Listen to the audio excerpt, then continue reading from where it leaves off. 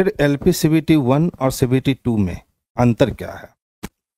तो अंतर कुछ नहीं है, प्रश्न भी सेम होंगे, लेवल भी लगभग वही रहेगा जो एलपी 1 में था। बस यहाँ क्या होगी कि नंबर ऑफ क्वेश्चंस की संख्या बढ़ेगी और समय घटेगा। तो जब नंबर ऑफ क्वेश्चंस बढ़ेंगे और समय घटेगा, इसका बहुत बड़ा इफेक्ट ये पड़ता है कि आपके अंदर स्पीड के साथ एक्यूरेसी होनी चाहिए। यदि आपके पास स्पीड और एक्यूरेसी दोनों है, तभी आप सीबीटी 2 को पार कर सकते हो और फिर अपने लिए साइको में अपना नामांकन करवा सकते हो, अपने आप को दर्ज करवा सकते हो। जैसा कि आप जानते हो, इसके 70% मार्क्स ही जुटेंगे और 30% मार्क्स जो होंगे वो साइको के जुटेंगे फाइनल मेरिट बनने के लिए। तो कहीं ना कहीं बात जो रहती है एक्यूरेसी और स्पीड की, तो ये काफ़ी मैटर करता है कि कम समय में हम लोगों को अधिक प्रश्नों को सॉर्ट आउट करना है, तो भैया स्पीड तो चाहिए। और उसी स्पीड के चक्कर में हम गलती भी करते हैं, क्योंकि हम अभी भी ट्रेडिशनल तरीका लेकर ही चलते हैं। तो कहीं ना कहीं ट्रेडिशनल तरीका को छोड़ना होगा, थोड़ा सा चीज़ों को समझना होगा और अपनी स्पीड और एक्यूरेसी को यहाँ पे काम करना होगा। तो जैसा कि देखिए, पहला क्वेश्चन जो आप देख रहे होंगे डायरेक्शन सेक्टर से लिया गया प्रश्न है और ये प्रश्न बड़ा ही अच्छा है। ध्यान दीजिएगा, यहाँ प्रश्न क्या कहता है, सबसे पहले उस पर विचार कर ले। प्रश्न में कहा गया है कि सर आप हमें ये बता दो कि राम ने किस दिशा से चलना प्रारंभ किया होगा। ये से वाली क्वेश्चन है। तो सबसे पहले सवाल उठता है कि सर ये से वाला क्वेश्चन और मे वाला क्वेश्चन है क्या? तो ध्यान से देखो, मान लो कि ये वेस्ट डायरेक्शन है और ये ईस्ट डायरेक्शन है। अगर कोई व्यक्ति यहाँ पे खड़ा है, ठीक है, और वो यहाँ से चलना शुरू करता है, तो वो जिस डायरेक्शन में गया वो मे है और जिस डायरेक्शन से गया वो से है। यही मे और से का खेल है। यानी आपने जिस डायरेक्शन में चलना स्टार्ट किया वो मे है और जिधर से आपने चलना किया वो से है। तो अब पूछ रहा है राम ने किस दिशा से चलना प्रारंभ किया। अगर सिंपल वे में हम इस क्वेश्चन को बनाए तो एक सुबह राम अपने घर से सीधा चलता है 5 किलोमीटर, चलो चला लिए। उसके बाद अपने दाईं ओर मुड़ता है और मुड़ करके चलता है 3 किलोमीटर। फिर अपने दाईं ओर मुड़ता है और मुड़ करके चलता है कितना, 5 किलोमीटर। अंत में अपने बाईं ओर मुड़कर रुक जाता है। अंत में कहा, तो अपने बाईं ओर मुड़कर रुक जाता है। अब वो पाता है कि उसके सामने मोहन खड़ा है, यानी मोहन जस्ट इसके सामने खड़ा है और ये कौन है, तो राम है।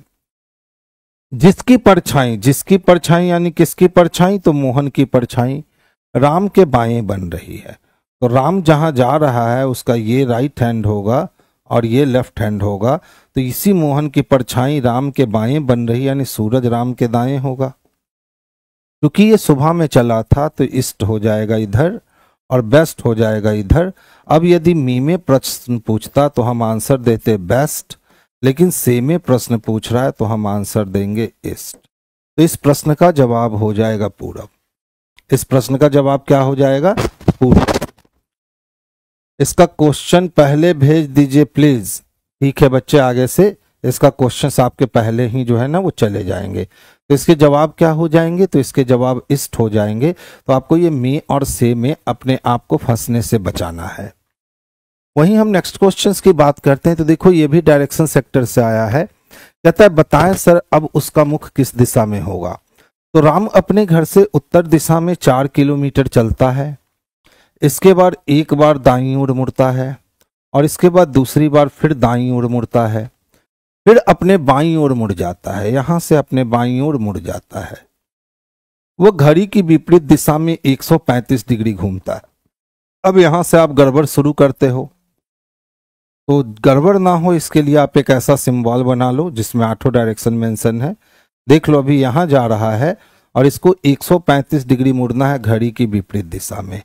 तो घड़ी की विपरीत दिशा में कितना मूव करवा लिए, 135 डिग्री मुड़ गए और फिर घड़ी की दिशा में 45 डिग्री।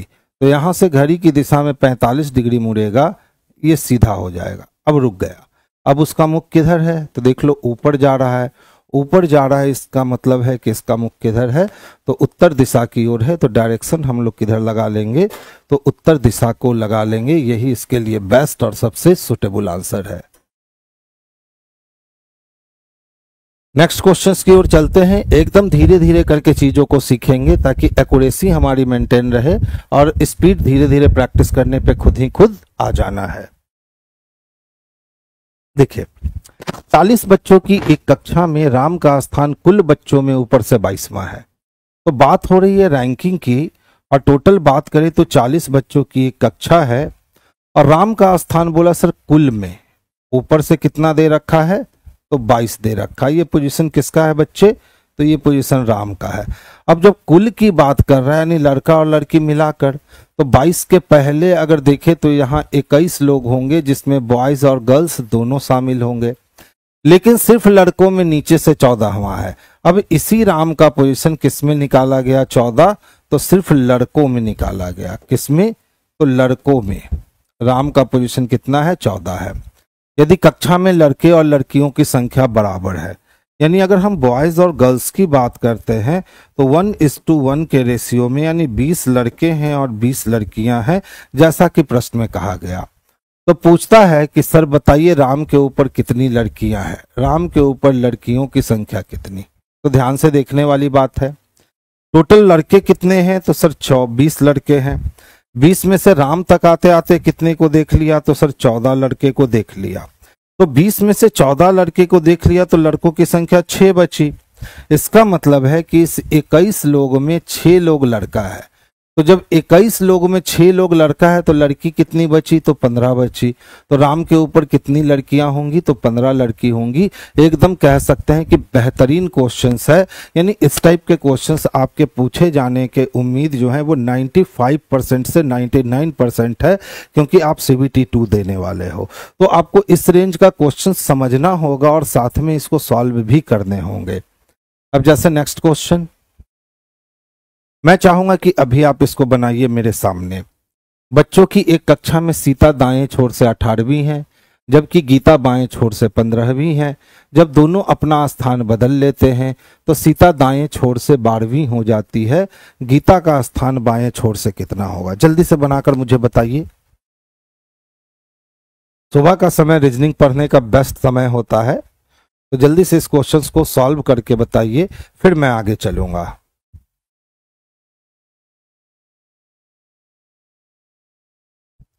विष्णु, सुबोध, अभिषेक, आशीष, बच्चे आंसर दीजिए इस क्वेश्चंस का जल्दी से, फिर मैं आगे आपको बतलाऊंगा।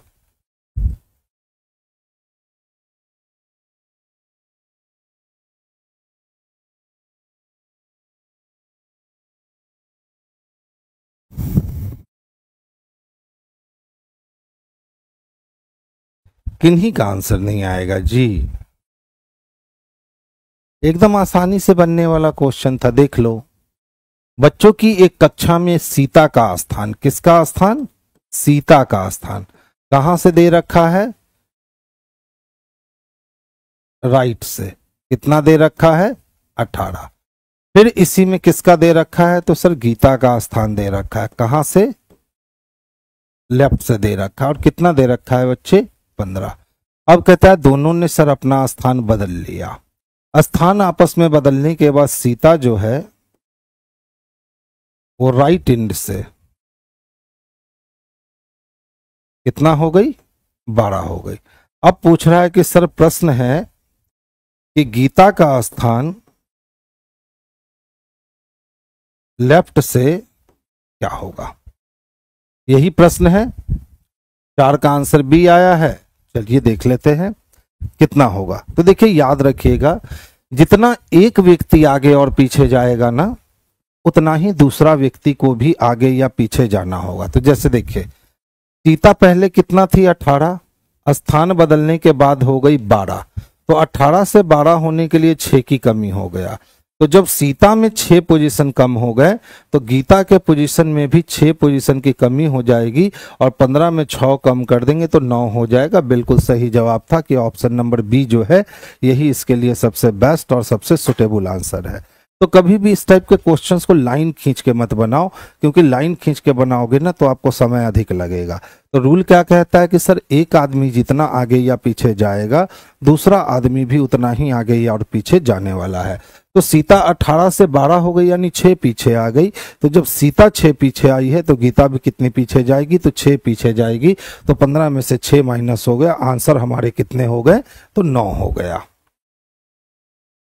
कहता है किसी वृत्ताकार मेज पर 6 लोग इस प्रकार बैठे हैं कि राम सीता के दाएं को दूसरा है।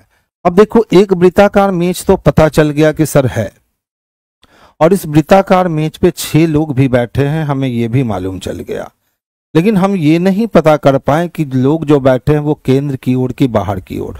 तो जब भी ऐसे धर्म संकट में फंस जाओ कि आपको मालूम ना रहे कि केंद्र की ओर देख रहा है या केंद्र के बाहर की ओर देख रहा है, तो इस सिचुएशन में आप फंक्शन को क्या कर लेना, केंद्र की ओर ही बैठा लेना। अब जैसे कहा गया है काम कर दो।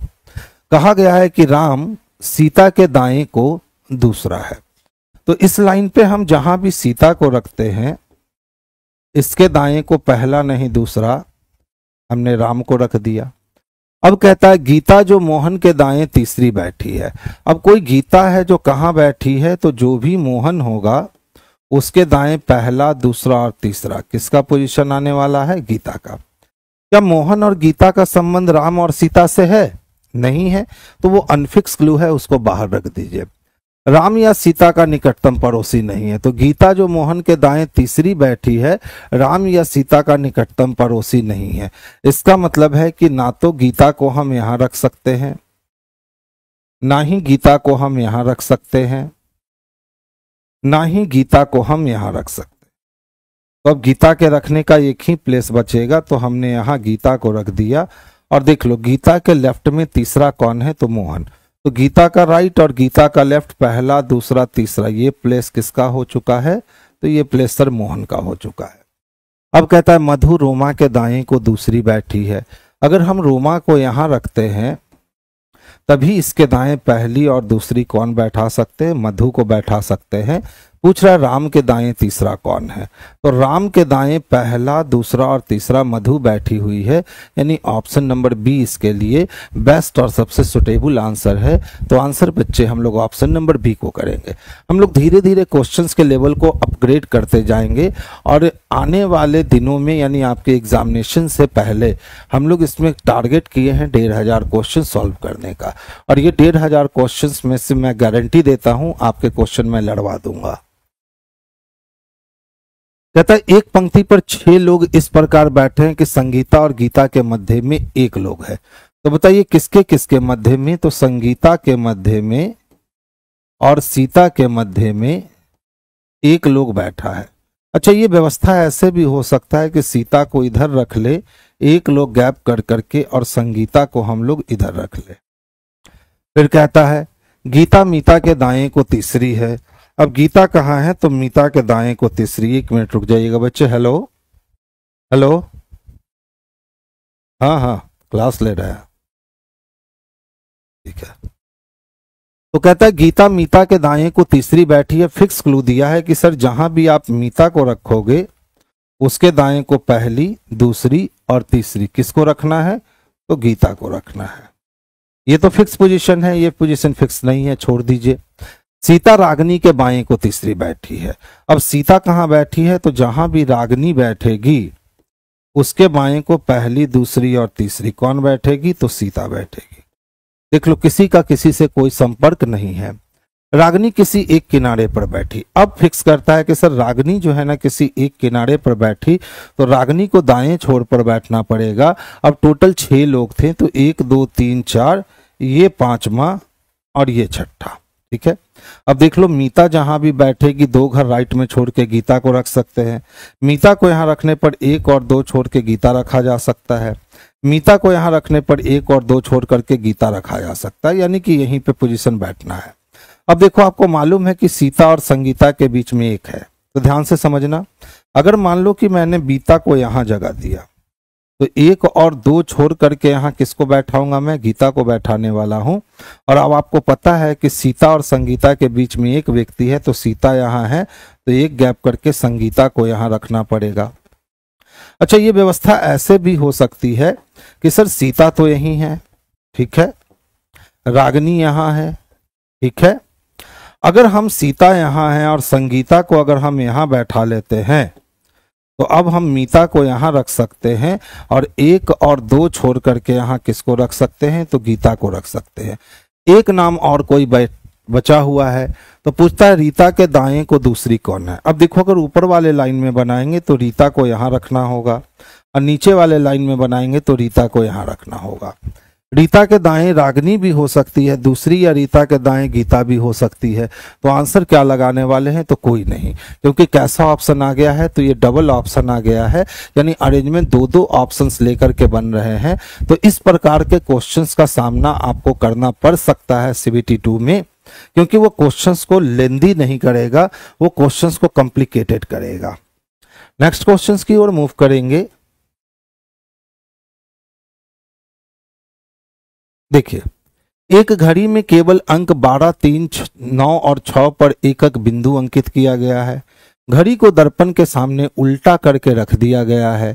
यदि दर्पण में बजने वाला समय 8:20 है तो वास्तविक समय कितना होगा। तो हमेशा बच्चे याद रखोगे, अगर दर्पण को हम लोग सीधा रखते हैं घड़ी के पास तो वो मिरर इमेज बनाता है, और अगर दर्पण के सामने घड़ी को उल्टा करके रख दे तो वो मिरर इमेज की जगह वाटर इमेज बनाता है।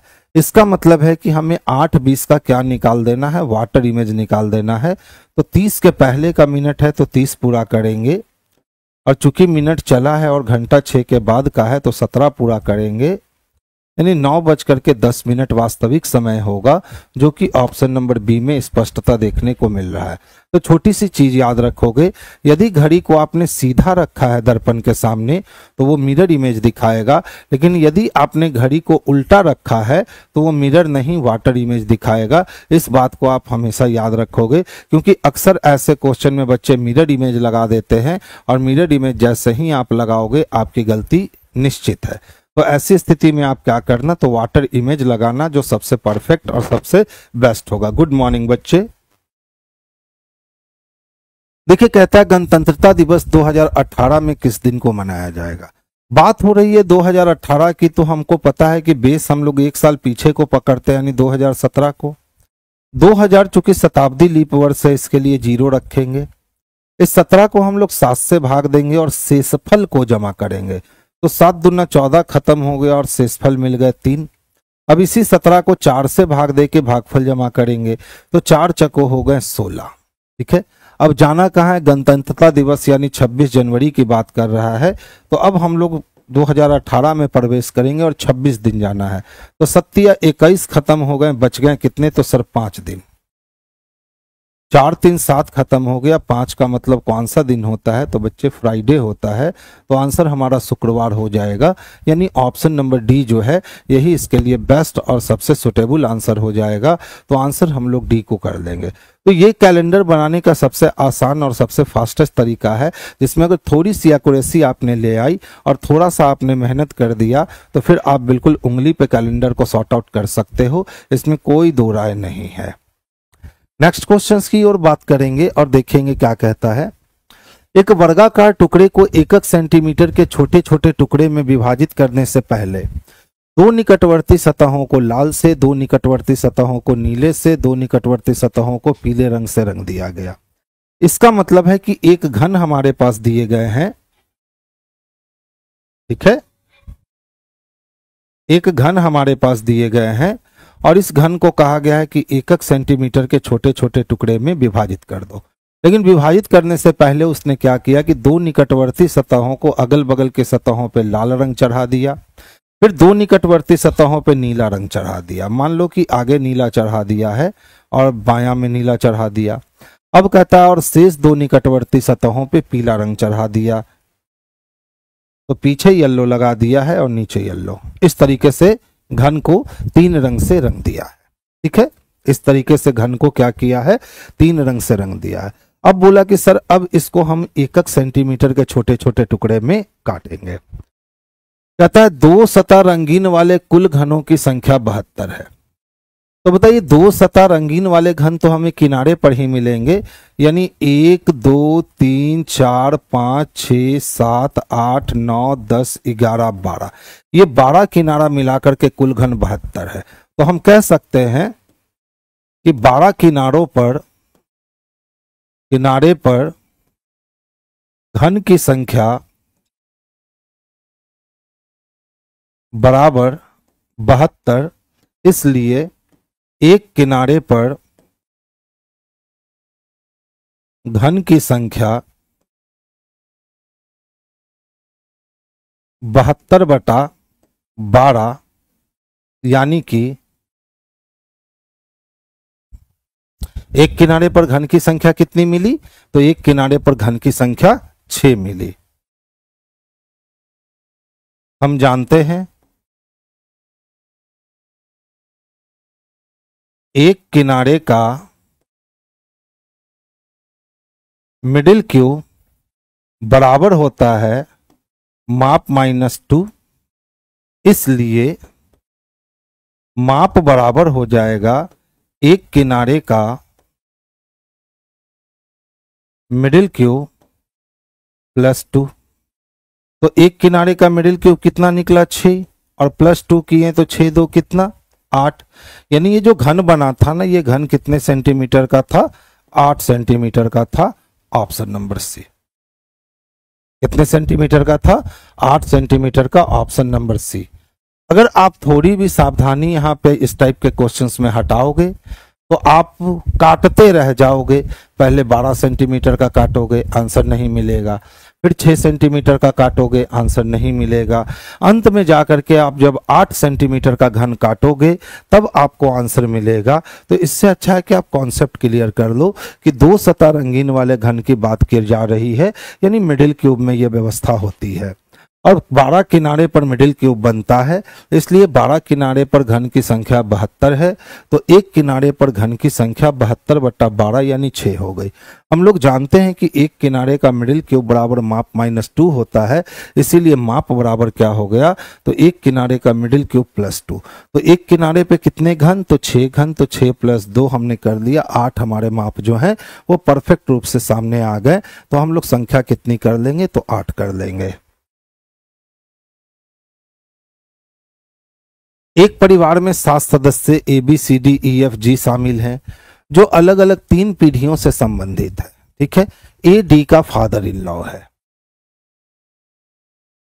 D ने किसी से विवाह रचाया और उसके पिताजी कौन है, A है। अब इससे यह स्पष्ट नहीं होगा कि D लड़का है या D लड़की है।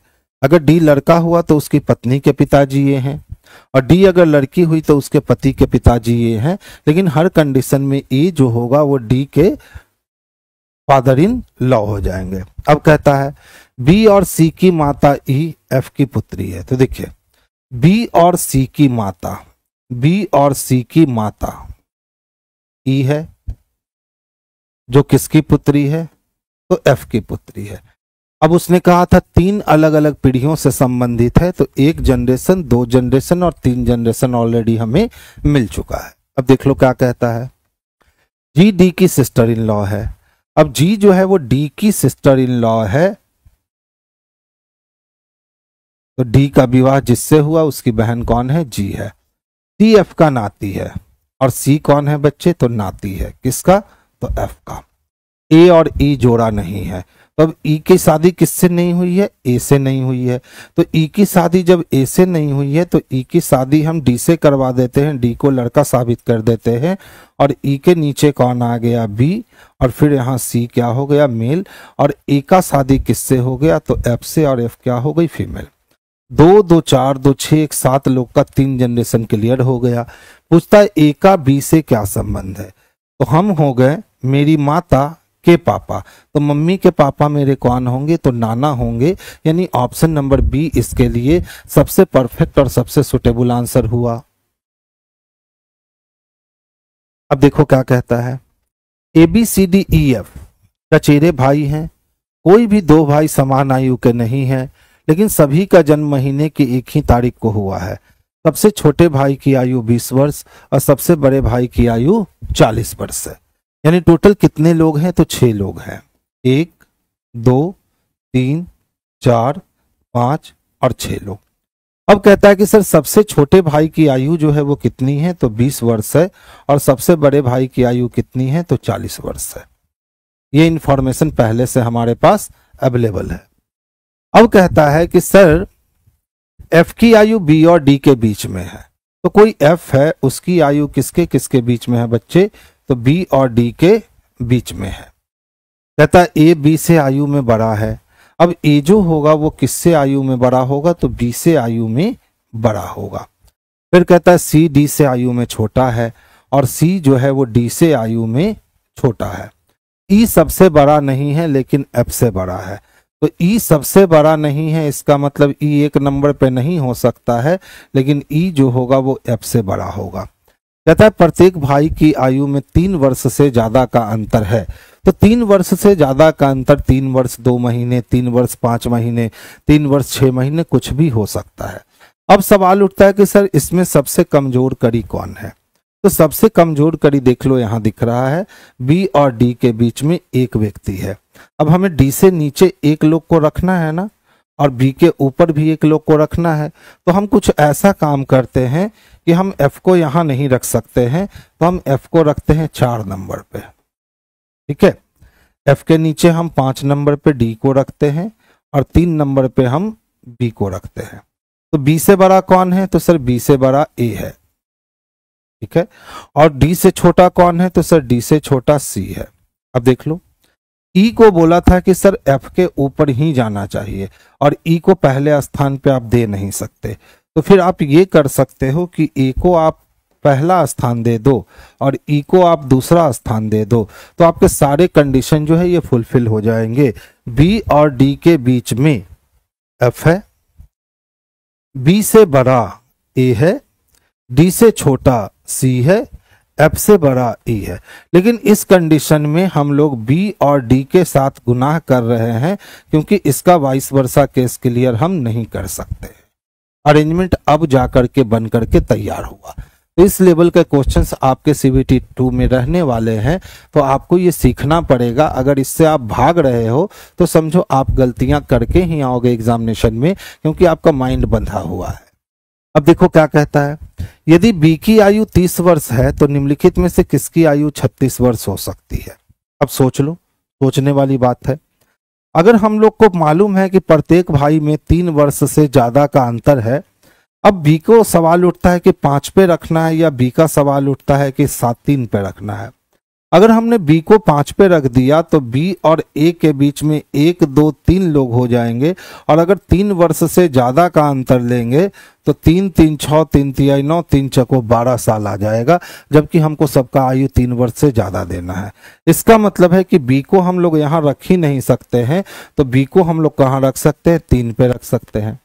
अब बी की आयु हमने कितनी बना दी, तो बी की आयु सर हमने 30 वर्ष बना दी। ये 20 वर्ष का है, हो सकता है कि ये 23 वर्ष का हो, 23 वर्ष 1 महीने का हो सकता है, ये 36 वर्ष का हो।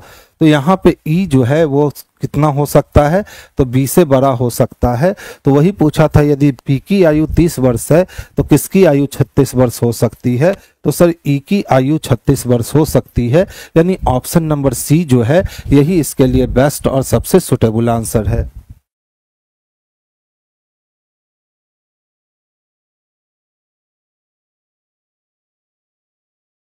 नेक्स्ट क्वेश्चन देखिएगा, एक 5 सेंटीमीटर के ठोस घन को 1 सेंटीमीटर काटने से पहले केवल 2 सतहों को नीला रंग से रंग दिया गया, तो कितने घन ऐसे होंगे जिन पर रंग लगा होगा। ठीक है, अब देखो कितने सेंटीमीटर का ठोस घन है, तो 5 सेंटीमीटर का, और कितना में काटा गया है, तो 1 सेंटीमीटर में, यानी एक सतह पे टोटल 25 घन मिलने वाले हैं।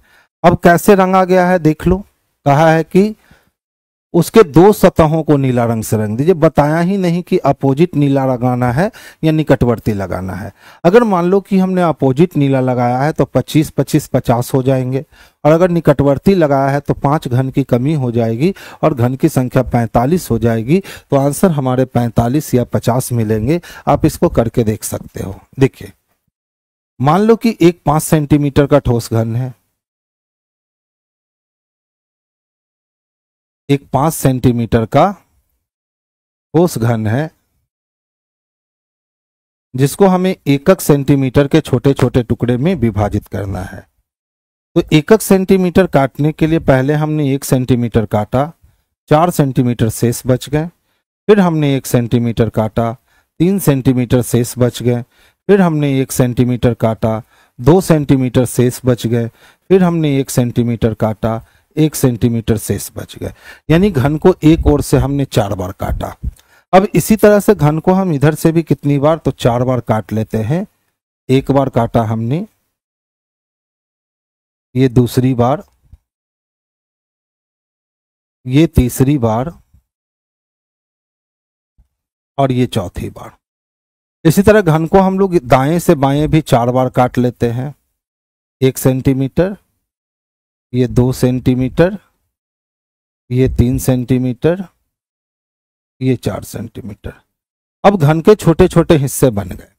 जैसा कि प्रश्न में कहा गया था कि सर इसके 2 सतहों को आप कैसे रंग से रंग दो, नीला रंग से, और बताया नहीं गया कि वो 2 सतहें आसपास वाले रंगने वाले हैं कि विपरीत रंगने वाले हैं।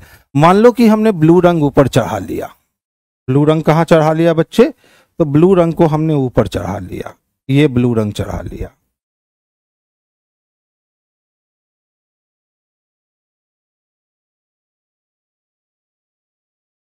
और फिर ब्लू रंग को हमने नीचे चढ़ा लिया। तो अगर हमने ऊपर और नीचे ब्लू ब्लू रंग दे दिया है तो आप ध्यान से देखोगे तो टोटल 25 घन मिलेंगे। 1 2 3 4 5 5 10 5 15 5 20 25 25। तो अगर ब्लू हमने ऊपर और ब्लू हमने नीचे रखा है तो 25 रंग ऊपर मिलेंगे और 25 घन नीचे मिलेंगे, यानी 25 25 कितने, तो 50 मिल जाएंगे। लेकिन हमने अगर ऊपर नीचे ना रख करके अगर हमने दाएं बाएं अगल बगल रंगों को लगा दिया, हमने रंगों को कहाँ लगा दिया, तो अगल बगल लगा दिया। अब देखो जब अगल बगल रंग लगा दिया तो जब मैं ऊपर 25 घन काउंट करूंगा तो इसमें ये 5 घन काउंटेबल हो जाएगा। इसका मतलब है ये 5 घन ऊपर ही चले गए तो इधर 20 ही घन बचेंगे। तो 25 और 20 कितने, तो सर 45। तो इसका आंसर क्या हो सकता है, 25 या 45 हो सकता है। अगर प्रश्न में उसने कह दिया होता कि रंगों को निकटवर्ती लगाए हैं तो हम 45 कहते। अगर प्रश्न में उसने कह दिया होता कि रंगों को हमने विपरीत लगाया है तो फिर हमारा आंसर 50 हो जाता। लेकिन स्टेटमेंट में कहीं भी शामिल नहीं था कि रंगों को निकटवर्ती लगाया गया है या रंगों को विपरीत लगाया गया है। इसीलिए हमने क्या किया कि 25 घन ऊपर 25 घन नीचे, तो 50 हो सकते हैं। बाबू इस क्वेश्चंस को आप फार्मूला से नहीं बना सकते, ठीक है आसू जी, इस क्वेश्चंस को आप फार्मूला से नहीं बना सकते। हाँ, अगर यही पूछता कि 5 सेंटीमीटर का ठोस घन है, मिडिल क्यूब की संख्या कितनी है, सेंटर क्यूब की संख्या कितनी है, इनर क्यूब की संख्या कितनी है, कॉर्नर क्यूब की संख्या कितनी है, तो आप फार्मूला से बना सकते थे। लेकिन आपसे वो नहीं पूछा जाता है। आपसे पूछा गया है कि सर कितने हमको रंगीन घन मिलेंगे। तो रंगीन घन आपको सोचना पड़ेगा कि कितने मिलेंगे, क्योंकि 5 सेंटीमीटर का घन है तो एक सतह पे 25 तो मिलेगा, 5 का स्क्वायर, ठीक है। अब अगर अगल बगल रंग लगा है तो इसकी संख्या 45 होगी, क्योंकि 25 जब काउंट करेंगे तो एक तरफ से 5 घन काउंटेबल होगा तो दूसरी तरफ से 20 ही बचेगा। और अगर विपरीत होगा तो फिर आपके 25 25 50 घन मिलने वाले हैं। तो इसको आप फार्मूला से नहीं बना सकते हो, क्योंकि क्वेश्चंस अजब तरीके से पूछा। उसने कॉर्नर क्यूब नहीं पूछा था, उसने मिडिल क्यूब नहीं पूछा था, उसने सेंटर क्यूब नहीं पूछा था, उसने इनर क्यूब नहीं पूछा था। अगर ये सारे क्यूब पूछते ना बच्चे तो जरूर हम फार्मूला लगाते। लेकिन ये फार्मूला पे बनने वाला क्वेश्चन ही नहीं था, एकदम स्ट्रेट फॉरवर्ड क्वेश्चन था कि क्या आपकी कॉन्सेप्ट क्लियर है। अगर कॉन्सेप्ट क्लियर है तो आप इस क्वेश्चन का आंसर लगा सकते हो। अगर कॉन्सेप्ट क्लियर नहीं है तो फिर आपको ये क्वेश्चंस लगाने में काफी दिक्कत आने वाली है, ठीक है। अब देख लो, कहता है सर प्लस के पहले जो आता है ना वो भाई कहलाता है।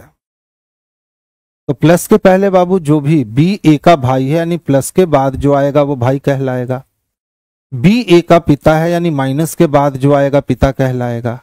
बी ए की पुत्री है, इंटू के बाद जो आएगी पुत्री कहलाएगी।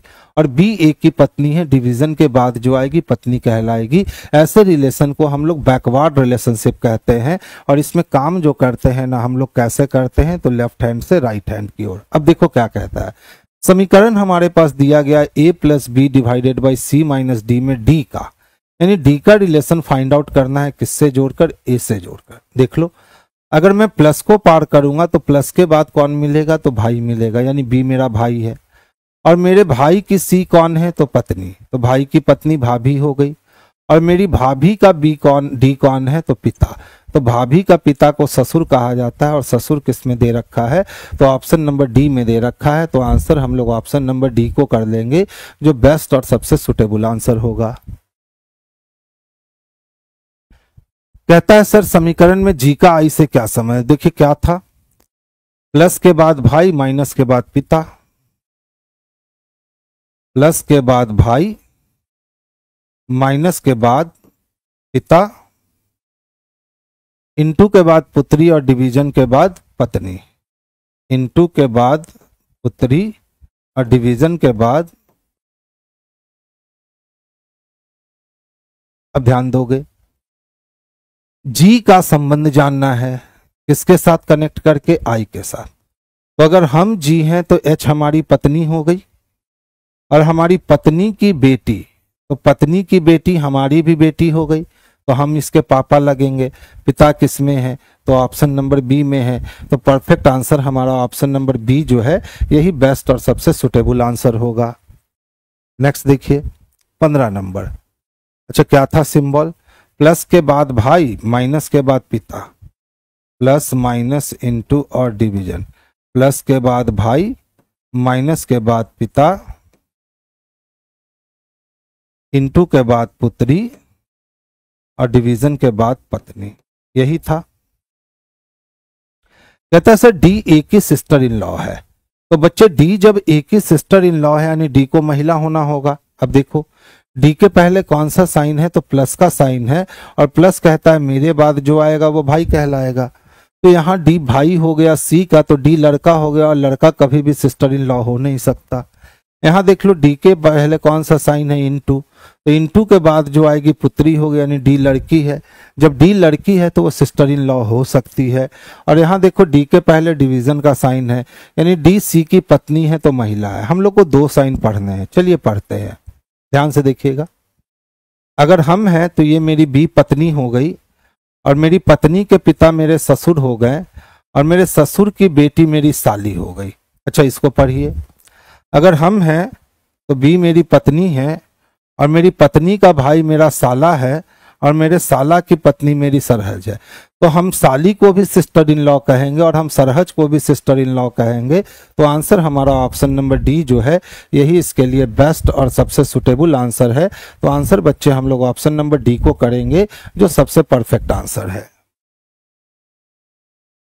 ए डी का भाई है।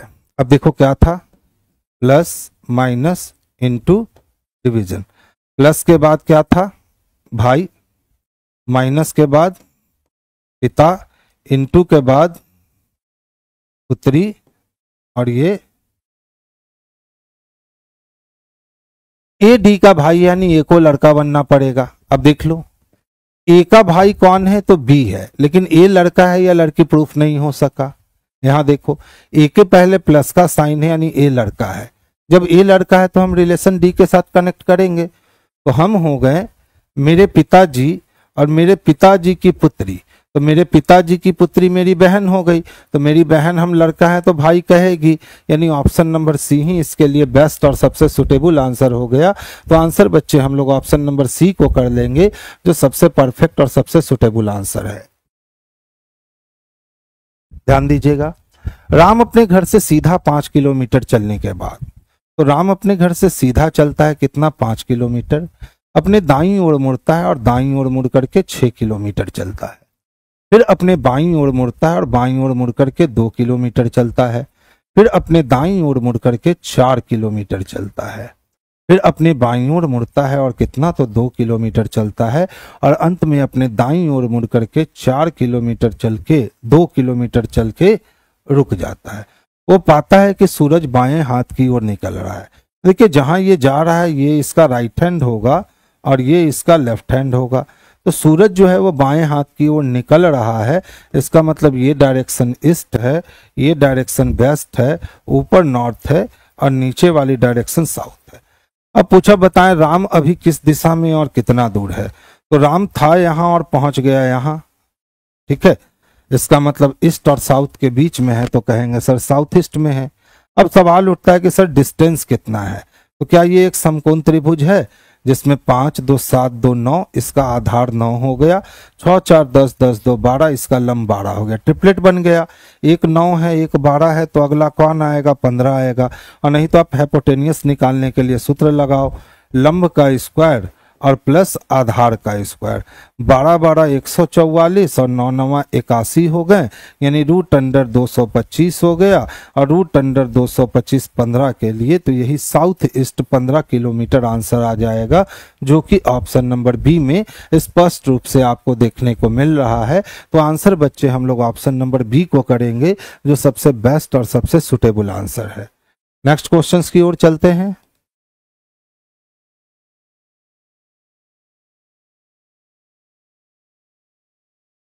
देखिए, राम और मोहन के ठीक मध्य में सोहन बैठा है, जिसका स्थान दाएं छोर से कितना है, 11 है। रैंकिंग का प्रश्न है, एकदम इजीली बनने वाला प्रश्न है। राम और मोहन के मध्य में सोहन बैठा है, ये सोहन है, जिसका स्थान दाएं छोर से कितना दे रखा है बच्चे, तो दाएं छोर से इसका पोजीशन 11 दे रखा है। अब कहता राम सोहन के बाएं हैं, तो राम जो है वो सोहन के बाएं है, इसका मतलब मोहन जो होगा वो सोहन के दाएं होगा।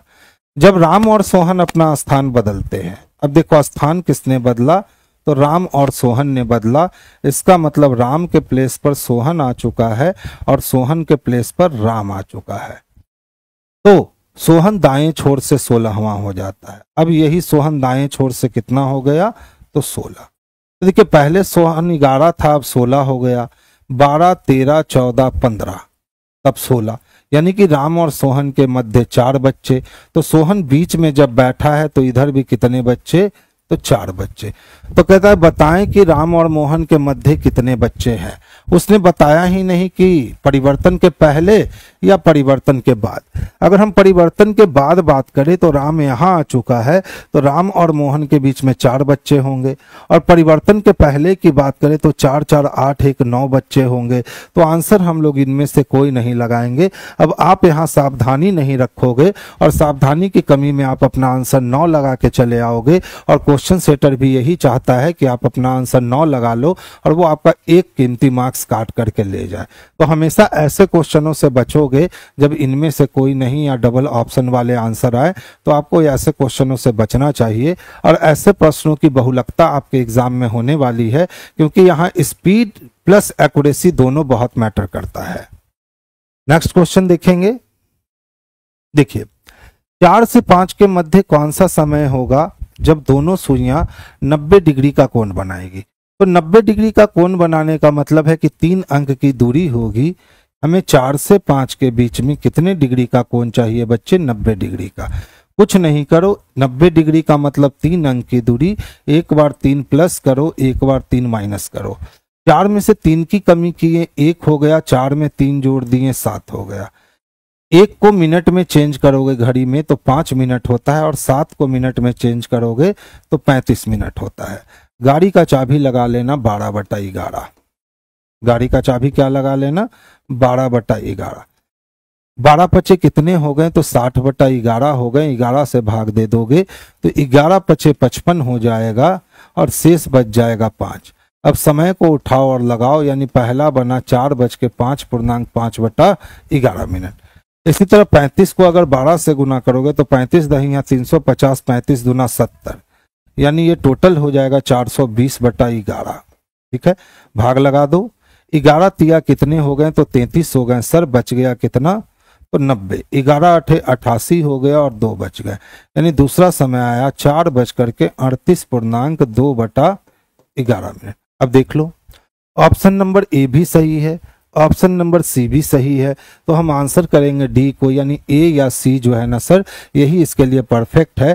तो आंसर हमारा ए या सी जाने वाला है। तो इस बात को हमेशा याद रखना, जब भी कभी समकोण मांगा जाए तो एक बार 3 माइनस कर दो और एक बार 3 प्लस कर दो, एक बार 3 माइनस कर दो और एक बार 3 प्लस कर दो। लेकिन अगर 3 से 4 के बीच में पूछता है तो +3 कर देना, और 9 से 10 के बीच में पूछता है तो -3 कर देना, क्योंकि 3 से 4 और 9 से 10 के बीच एक ही बार समकोण का निर्माण हो सकता है। देखिए कुछ वैज्ञानिक क्या है, तो पागल है। जितने भी वैज्ञानिक थे इसमें से कुछ वैज्ञानिक क्या थे, तो पागल थे। अब कहता है सभी पागल महान हैं। जितने भी पागल हैं ये सभी के सभी क्या हैं, महान हैं।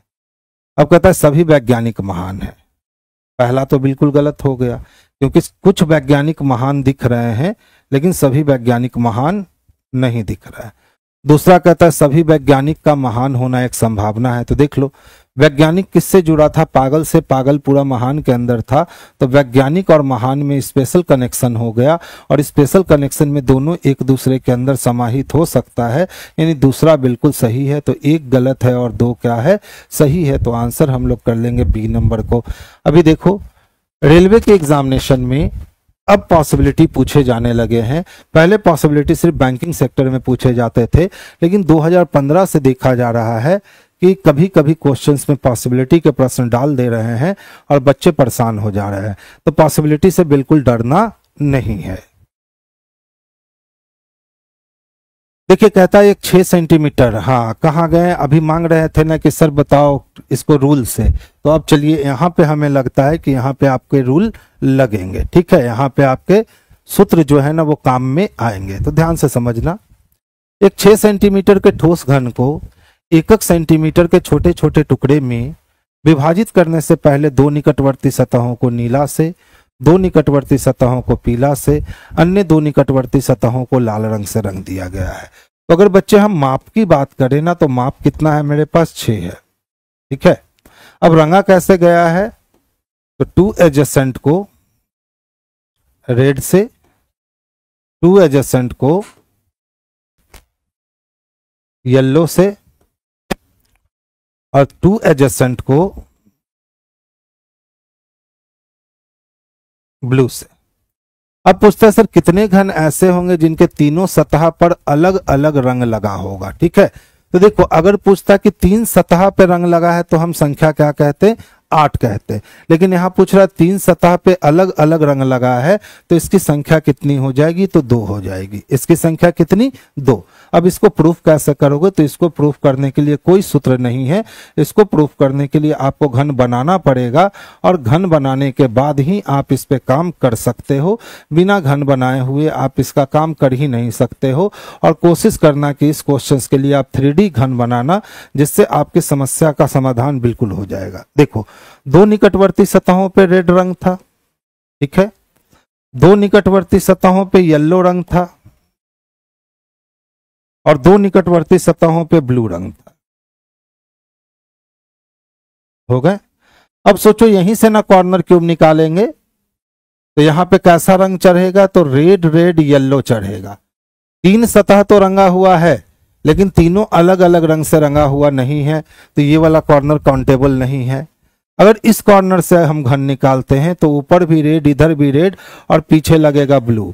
तो 3 सतह तो है, लेकिन तीनों सतह पे अलग अलग रंग नहीं है, जैसा कि प्रश्न में डिमांड किया गया था। तो यहां से भी नहीं निकलेगा। अब देख लो, हमने ऊपर से कैसा लगाया, रेड, इस साइड से हमने येलो लगाया, और पीछे से हमने ब्लू लगाया।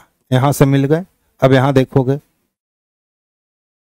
ऊपर से हमने रेड लगाया, सामने से हमने येलो लगाया, इधर से येलो लगाया, नहीं मिला।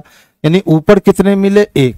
अब इसका डायगोनली 1 नीचे मिलेगा। तो ध्यान से देखना, यहां पे देखो, इधर से हमने रेड लगाया, पीछे से हमने कैसा, ब्लू लगाया, और नीचे से भी हमने कैसा, ब्लू लगाया। यहां भी नहीं मिला।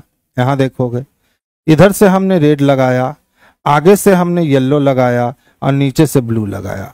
मिल गया ना। यहां देखो, पीछे से ब्लू लगाया, इधर से ब्लू लगाया, इधर से येलो, नहीं मिला।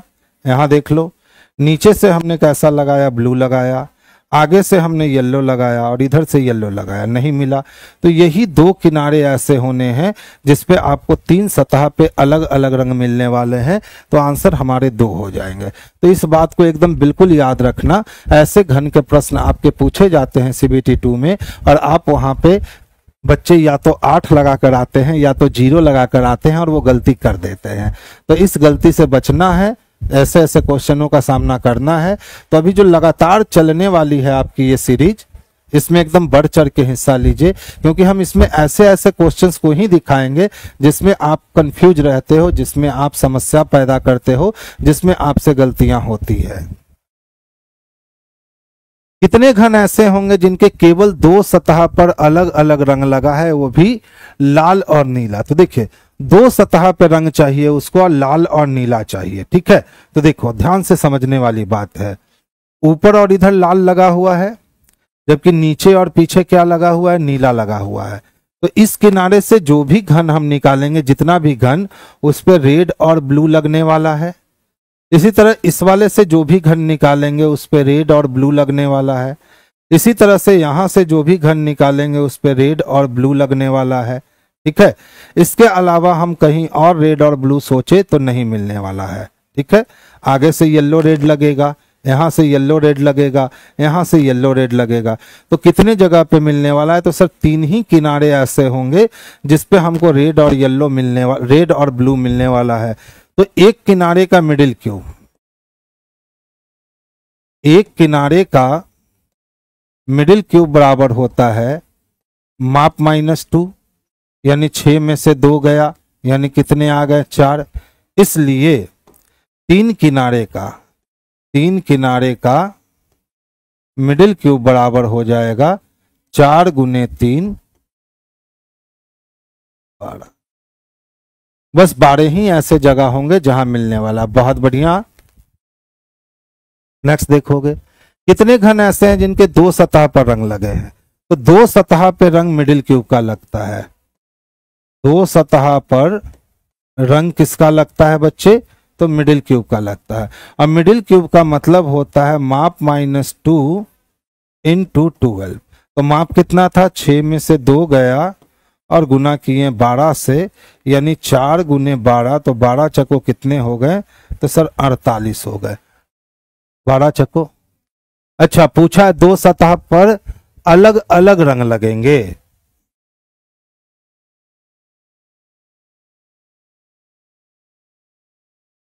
दो सतह पे कैसे रंग लगने हैं, तो अलग अलग रंग लगने हैं।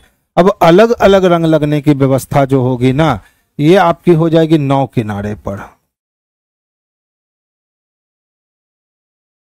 तो क्या करने वाले हैं, तो माप -2 × 9 करने वाले हैं। तो 6 में से 2 गया और गुना किए 9 से, कितना हो गया, 9 चक्को 36। Option number A.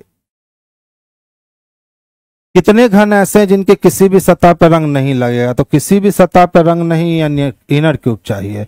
Inner cube का सूत्र होता है माप -2 का होल क्यूब। माप कितना था, 6 में से 2 गया और इसका होल क्यूब, यानी 4 का होल क्यूब, और 4 का होल क्यूब बच्चे 64 होता है। तो आंसर हो जाएगा ऑप्शन नंबर सी। कितने घन ऐसे होंगे जिनके एक सतह पर रंग लगा है। तो एक सतह पर रंग यानी सीसी चाहिए, और सीसी बराबर होता है माप -2 का होल स्क्वायर × 6। तो माप कितना था, 6 में से 2 गया, इसका होल स्क्वायर किए और 6 से गुना किए, यानी 4 का स्क्वायर और गुना 6, यानी 16 × 6।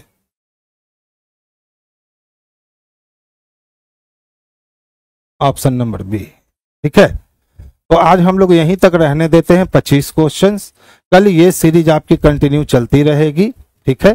ऐसे ही हम लोग इसमें रोज 20 से 25 क्वेश्चंस को टारगेट करेंगे और आगे की ओर बढ़ते रहेंगे। फिर से मैं बता दूं, मैं इसमें ऐसे क्वेश्चंस को ही शामिल करूंगा जो क्वेश्चंस बच्चों से नहीं बनते हैं, ठीक है। तो जो आपसे नहीं बनते हैं आप यहाँ आकर के सीख लो। तो चलिए बच्चे, आज की सभा हम लोग यहीं बर्खास्त करते हैं। सभी बच्चे को गुड डे।